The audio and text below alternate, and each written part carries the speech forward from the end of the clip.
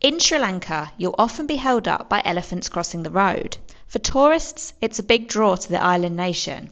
For locals, it can be a different story. Someone actually sits in this elephant watchtower in the night and looks out for them. People and elephants have shared this island for thousands of years. Ancient kings kept them as symbols of power, using them in processions and even in battle.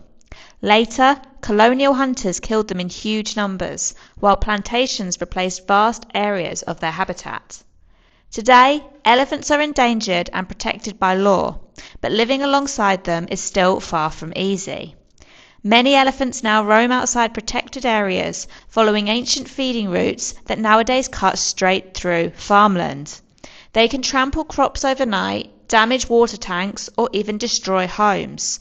For farming families living on tight margins, losing a harvest can mean not having enough to eat. Some use fireworks or homemade weapons to scare the animals away, but these encounters can turn deadly. In 2023 alone, 176 people died in elephant encounters and 470 elephants were killed. Each and every day we have clash between these gentle giants coming to the farmlands. Then farmers are angry because their crops being damaged. Every day these gentle giants are dying. And elephants are only part of the picture. Sri Lanka is home to leopards, sloth bears, crocodiles, sea turtles, and more than 400 bird species, all facing the same challenge, surviving in a landscape where the space for wildlife is shrinking. But tourism is becoming a key tool in that fight. In Sri Lanka, we do have 27 national parks devoted to wildlife. National parks and elephant corridors create safe habitats and jobs for rangers. Village tourism schemes give farmers new income so they can protect crops without harming animals. And sanctuaries are caring for these creatures. But is it enough? In this video, we're travelling through Sri Lanka to see how tourism is helping protect its animals and wondering whether these efforts are truly working. Today we are off on our first Sri Lankan safari to hopefully see some elephants. To understand Sri Lanka, you need to understand its elephants. Elephants are very instrumental to Sri Lankan society and history. They have been used by humans throughout the centuries, although nowadays most of them are in the wild. But nowadays they are a big part of Sri Lankan tourism, which is very important to its economy.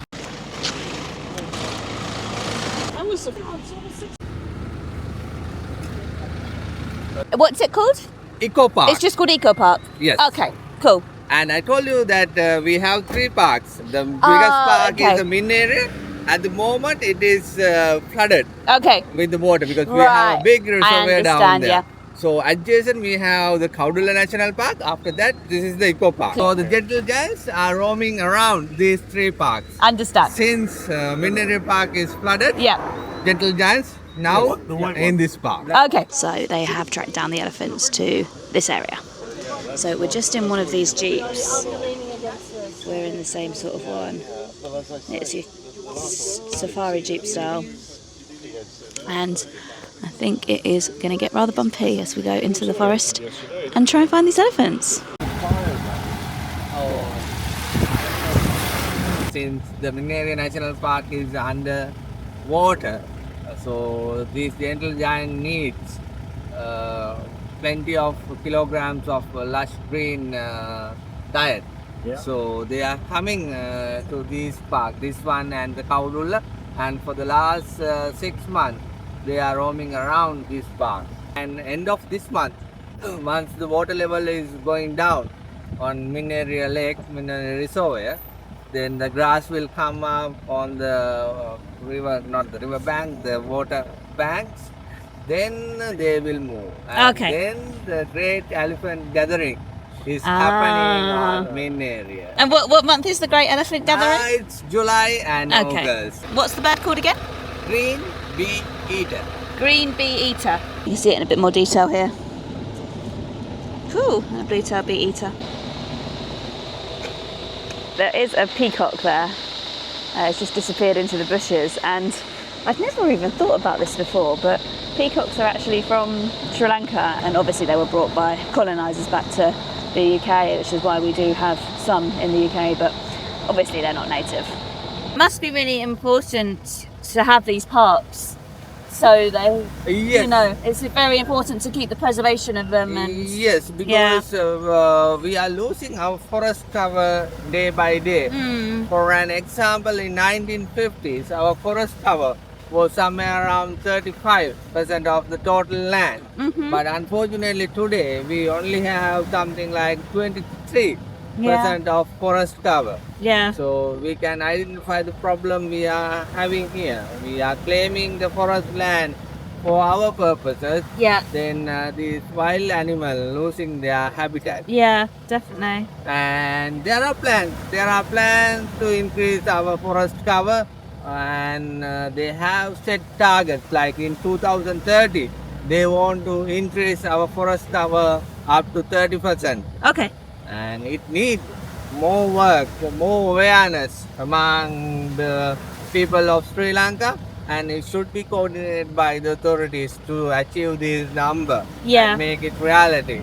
Otherwise, in this space, this elephant-human conflict goes on. Yeah, Sooner or rather, we will lose these gentle giants for sure. yeah, yeah. And how would they increase the forest cover? Would they? They are identifying these national parks and Yeah. the forest reservoirs, and we have the buffer zones. So what they are starting is they will plant some trees on the buffer zone, and they will set clear landmarks on those buffer zones, and they are identifying the lands that is not being occupied by the people, and they are making the paperwork to name or publish them as forest reserves or national parks or what you call sanctuaries for these animals. Rewilding. Yes. Yeah. Rich is in the other truck today.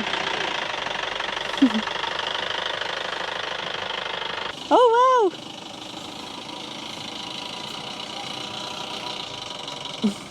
She's pregnant. Yeah. Oh. And their pregnancy time is 22 months. 22 months. Wow.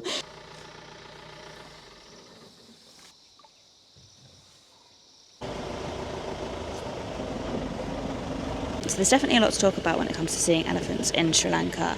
There is a big kind of problem that a lot of villagers are having with elephants, but definitely tourism can help preserve the national parks. It can help fund the rewilding of these areas, and hopefully it can help to both preserve the elephants and to also preserve the villagers' way of life. While we look for our next one, I'm just going to cut back to yesterday when we discussed this a little bit more with some of the villagers at a local village we went to. We are making the forest our farmlands.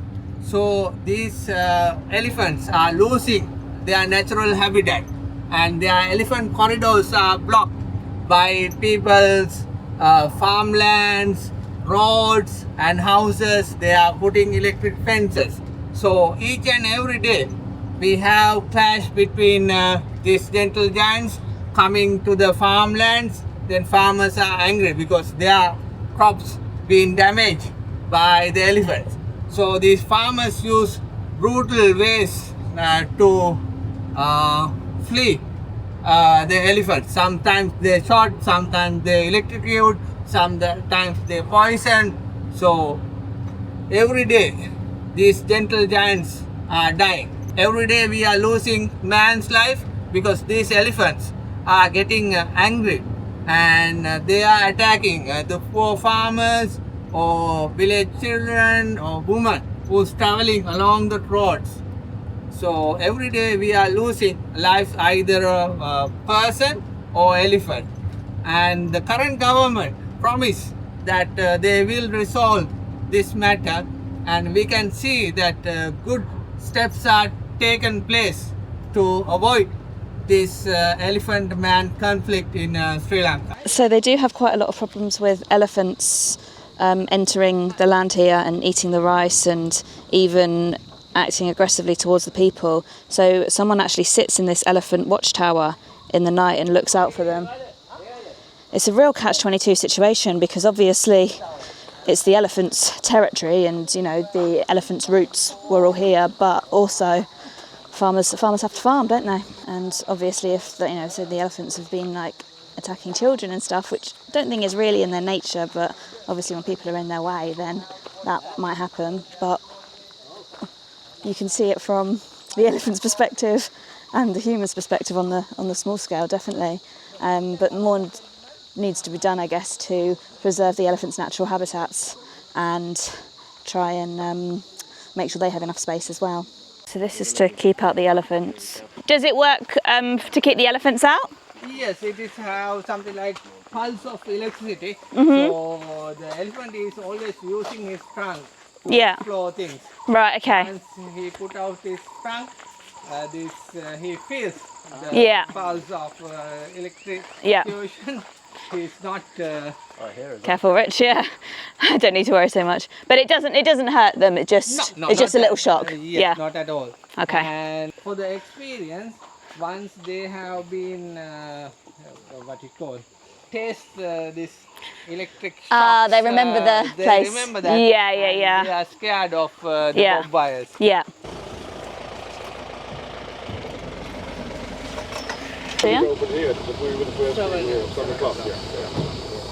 Right, we're just coming up to another elephant just in front of us. Oh, we're going off piste to see it. Our driver knows all the best angles. A baby. A baby? Boy or girl? Baby male elephant. Baby male. Elephant living alone. How old? Males are living alone. 5 years. 4 or 5 years, okay. Independent from a young age, these elephants.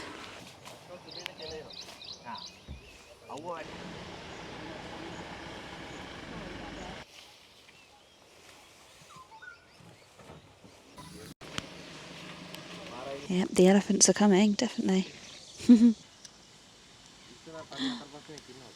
Oh, cool.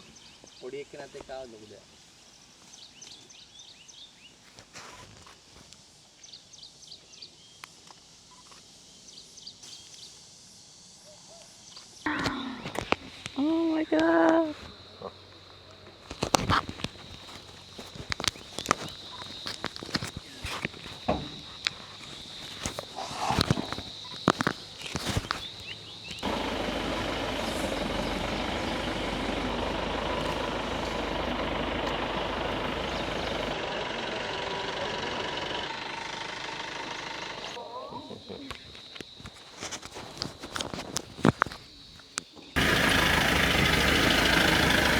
Tourism must be quite important to Tourism to fund that. Yes, Yeah. because it's important. It gives the value to the community around the national parks. Then they know that we have to protect these national parks, national reserves. Because of that, tourists will come, and we will have the jobs like the safari jeep drivers, restaurants, homestays. Yeah. And they can make a living of that. Yeah. So to do that, they have to preserve the nature and these wild animals. So among the young children and the current generation, they know the value of these things. The only unfortunate thing is these elephants are damaging the crops. Yeah. So we have to find a way to stop that. Yeah. It's a difficult situation, definitely. Meanwhile, we have to find new ways to protect and promote our wildlife. Yeah. Because in Yala it is very special for leopards, and it's regarded as the best place to see the leopards because the leopard density is very high on Yala. On the other hand, because of that, there is a lot of safari jeeps roaming around Yala. Yeah. And that is not good. Yeah. Because a lot of vehicles, a lot of emission of chemicals and pollution noisy, and it is like a highway with vehicles. Yeah, So that is not that's good. not what you want, And yeah. if this will continue, then tourists will doesn't like to go there. Yeah. And sooner it will become a no-go zone for the tourists. So the authorities and the community down there have to manage it Yeah. properly. Yeah. Yeah. Yeah, there's a lot to balance, isn't there? We actually just came out of the national park and there's 2 elephants just on the side of the road, which is quite a common occurrence in Sri Lanka. So that was Eco National Park. Now we're heading north today, and in a few days we're going to be going to Wilpattu National Park, which is the largest national park in Sri Lanka. So I'll pick this video back up when we get there. It's a few days later and we are in Wilpattu in the country's north, and we're hoping to go on safari this morning to see not only more elephants but maybe even a leopard. And we're going to learn a little bit more about the conservation of Sri Lankan elephants on the way. So this is the safari truck that we are hopefully going to go out and see some animals in. Here's some dogs.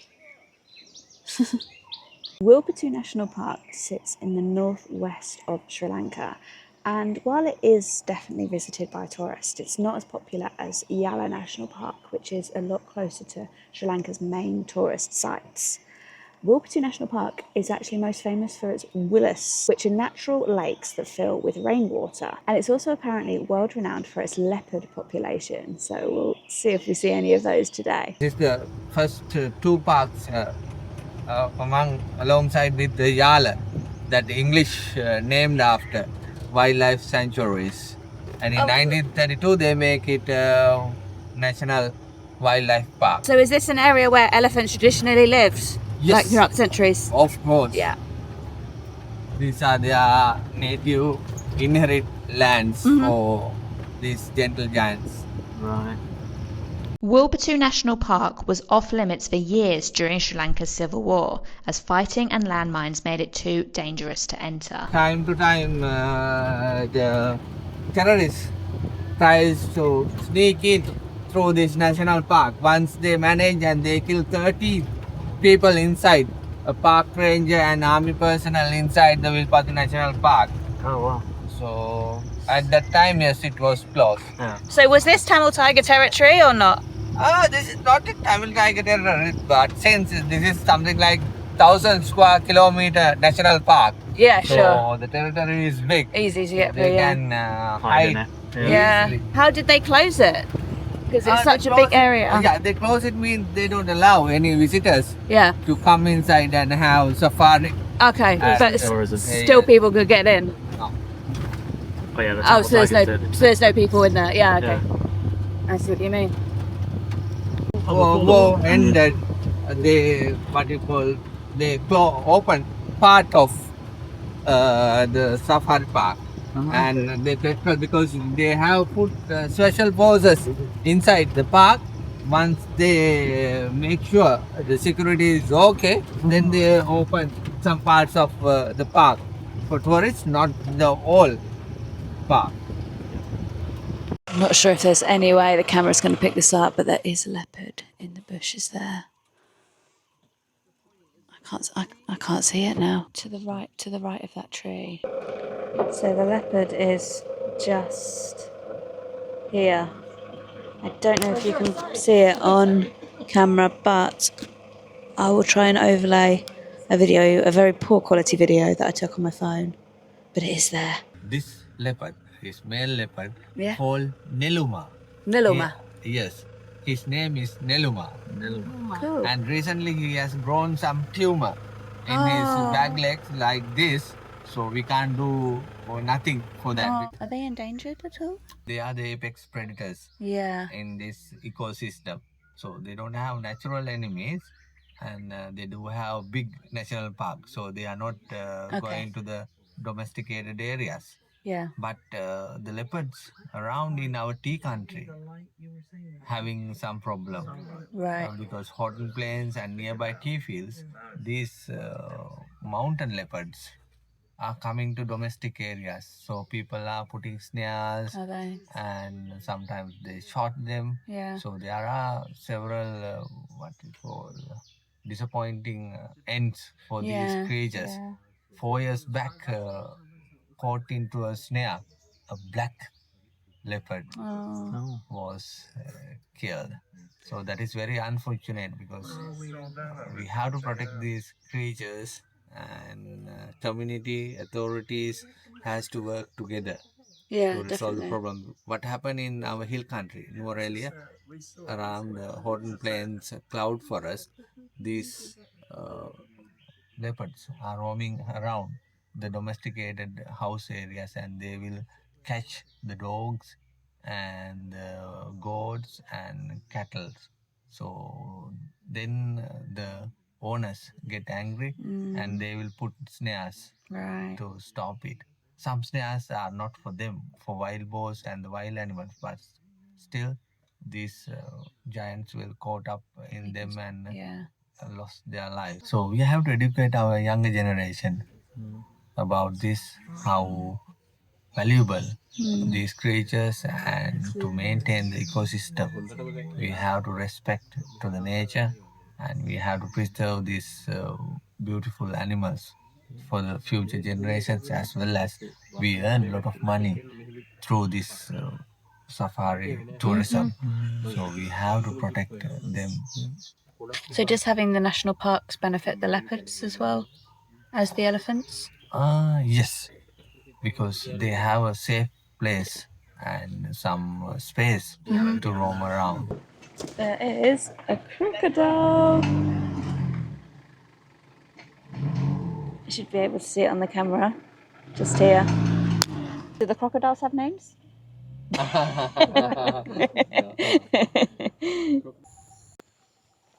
So we've just come to a kind of resting place. This is where people who are on a full day safari stop and have their lunch. So there's a little platform here out in the lake, and there are probably crocodiles in this lake, so I'm going to try my very best not to fall in.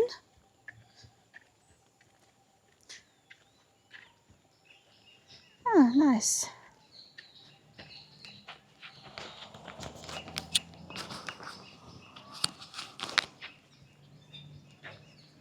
It's got these stairs.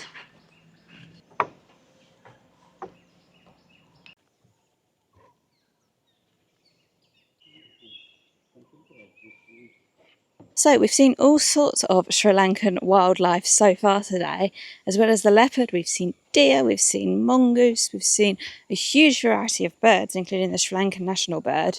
But the only thing we haven't seen are the elephants. And if the last safari we did is anything to go by, they start coming out more around 8 o'clock. I think when it starts to get a bit warmer, they start to move around a little bit more.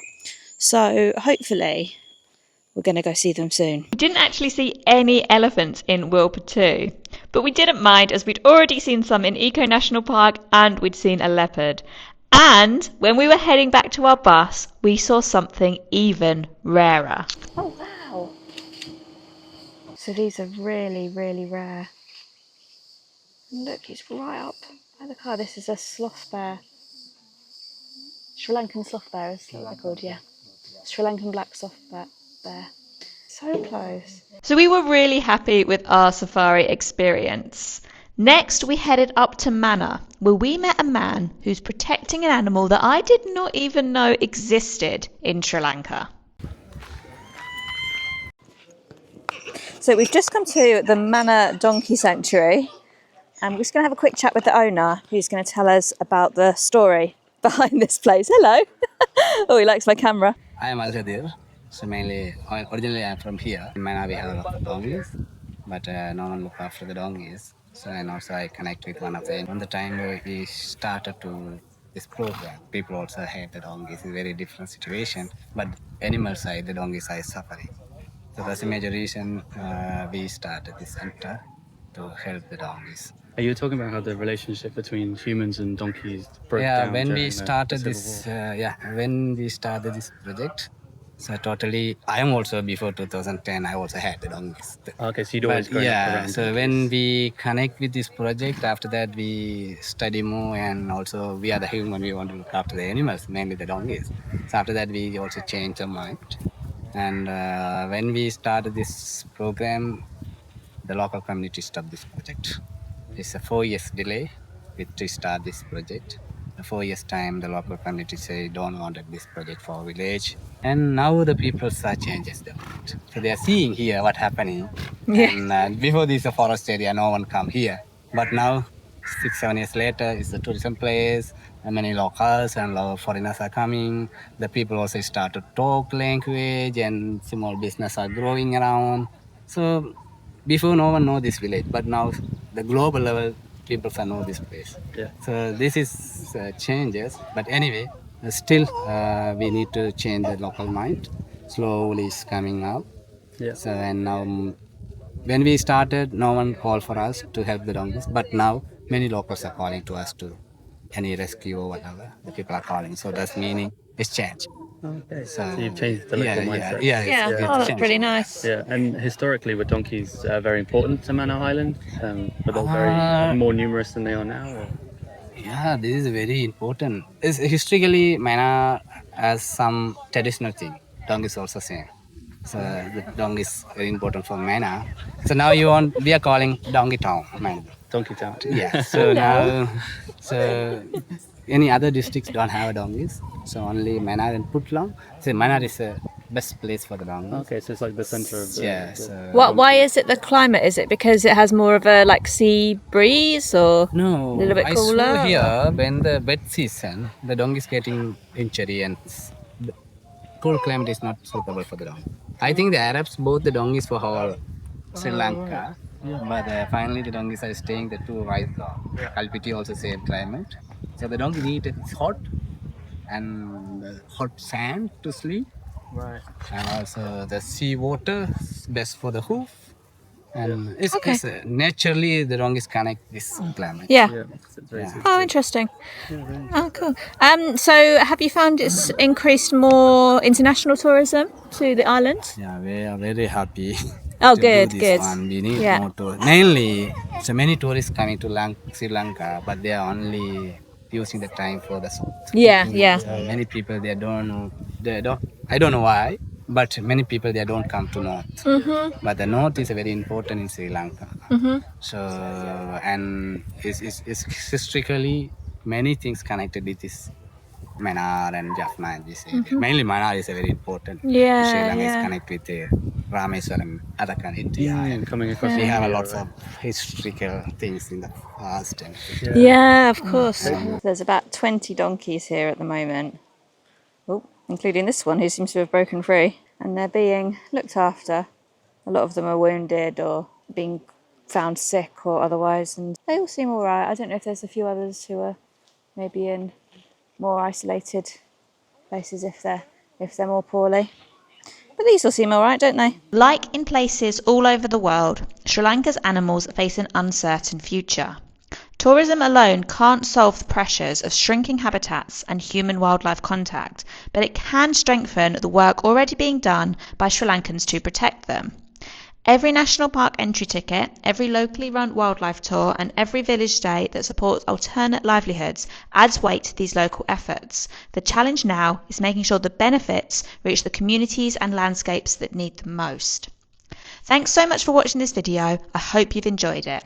If you're sticking around, I recommend checking out this video about climbing Sigiriya, Sri Lanka's most famous site, or subscribe to see the rest of my Northern Sri Lanka videos.